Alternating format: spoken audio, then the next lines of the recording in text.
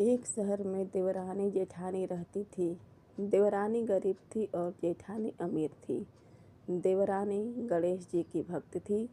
देवरानी का पति जंगल से लकड़ी काट कर बेचता था और अक्सर बीमार रहता था।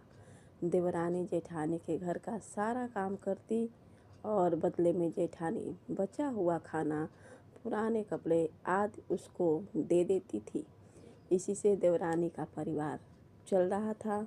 माघ महीने में देवरानी ने तिल चौथ का व्रत किया। 5 रुपए का तिल व गुड़ लाकर तिलकुट्टा बनाया। पूजा करके तिल चौथ की कथा सुनी और तिलकुट्टा छीके में रख दिया और सोचा कि चाँद उगने पर पहले तिलकुट्टा और उसके बाद ही कुछ खाएगी। कथा सुनकर वह जेठानी के यहाँ काम करने चली गई। खाना बनाकर जेठानी के बच्चों से खाना खाने को कहा तो बच्चे बोले, माँ ने व्रत किया है और माँ भूखी है। जब माँ खाना खाएगी तभी हम भी खाएंगे। जेठानी को खाना खाने को कहा तो जेठानी बोली, मैं अकेला नहीं खाऊंगी। जब चाँद निकलेगा तब सब खाएंगे, तभी मैं भी खाऊंगी। देवरानी ने कहा, मुझे तो घर जाना है, इसलिए मुझे खाना दे दो।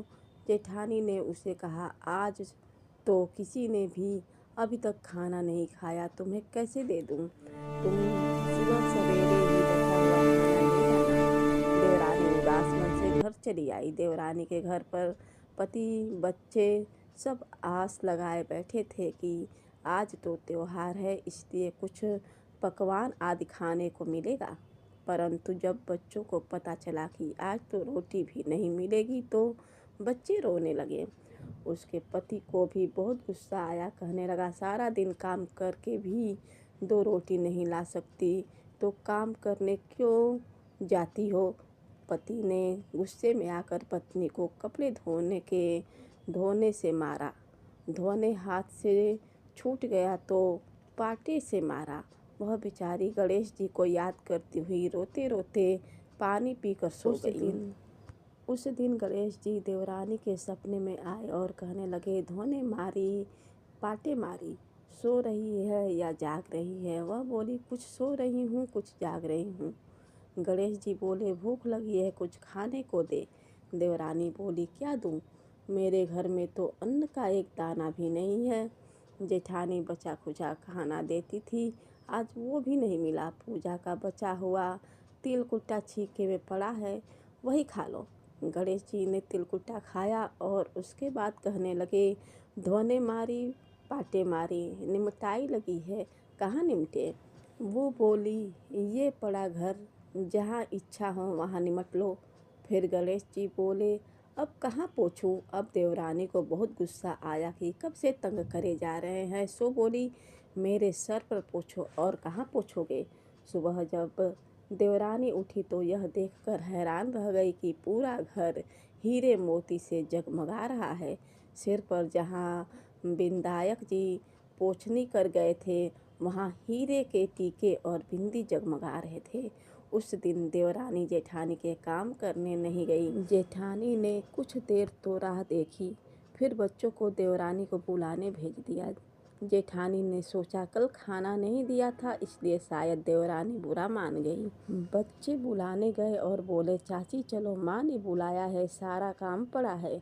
दुनिया में चाहे कोई मौका चूक जाए पर देवरानी जेठानी आपस में कहने का मौका नहीं छोड़ती। देवरानी ने कहा, बेटा बहुत दिन तेरी माँ के यहाँ काम कर लिया, अब तुम अपनी माँ को मेरे ही यहाँ काम करने भेज दो। बच्चों ने कहा, जाकर माँ को बताया कि चाची का तो पूरा घर हीरे मोतियों से जगमगा रहा है। जेठानी दौड़ती हुई देवरानी के पास आई और पूछा कि ये सब कैसे हुआ। देवरानी ने उसके साथ जो हुआ वो सब कह डाला। घर लौटकर जेठानी ने कुछ सोचा और अपने पति से कहने लगी, आप मुझे धोने और पाटे से मारो।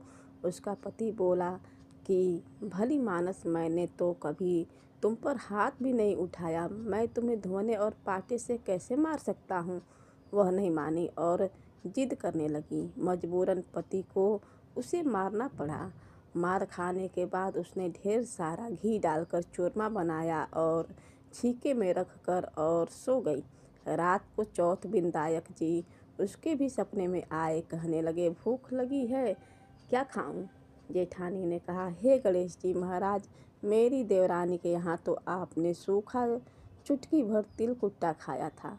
मैंने तो झरते घी का चूरमा बनाकर आपके लिए छीके में रखा है, सो खा लो। फल और मेवे भी रखे हैं, जो चाहे खा लो। गणेश जी बोले, अब निपटे कहाँ? जेठानी बोली, उसके यहाँ तो टूटी फूटी झोपड़ी थी, मेरे यहाँ तो कंचन के महल हैं, जहाँ चाहो निपटो। फिर गणेश जी ने पूछा, अब पोछूं कहाँ? जेठानी बोली, मेरे ललाट पर बड़ी सी बिंदी लगाकर पोछ लो। धन की भूखी जेठानी सुबह बहुत जल्दी उठ गई। सोचा, घर हीरे जवाहरात से भर चुका होगा, पर देखा तो पूरे घर में गंदगी फैली हुई थी। तेज बदबू आ रही थी। उसके सिर पर भी बहुत सी गंदगी लगी हुई थी।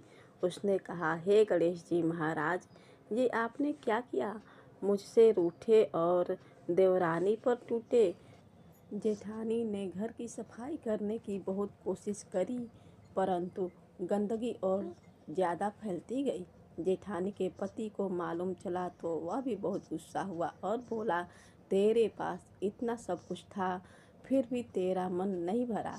परेशान होकर चौथ के विनायक जी से मदद की विनती करने लगी। बोली, मुझसे बड़ी भूल हो गई, मुझे क्षमा करो। विनायक जी ने कहा, देवरानी से जलन के कारण तूने जो किया, यह उसी का फल है। अब तू अपने धन में से आधा उसे देगी, तभी यह सब साफ होगा। उसने आधा धन तो बांट दिया, किंतु मोहरे की एक हांडी चूल्हे के नीचे गाड़ रखी थी। उसने सोचा, किसी को पता नहीं चलेगा, और उसने उस धन को नहीं बांटा। उसने कहा, हे चौथ विनायक जी, अब तो अपना यह बिखराव समेटो। वे बोले, पहले चूल्हे के नीचे गाड़ी हुई मोहरे की हांडी और ताक में रखी हुई सुई की भी पाती कर।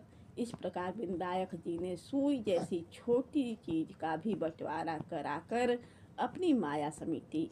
हे गणेश जी महाराज, जैसी आपने देवरानी पर कृपा करी, वैसी सब पर करना। कहानी कहने वाले, सुनने वाले व हुंकार भरने वाले सब पर कृपा करना, किंतु जेठानी को जैसी सजा दी वैसी किसी को मत देना। जय गणेश जी महाराज की जय, विनायक जी महाराज की जय हो।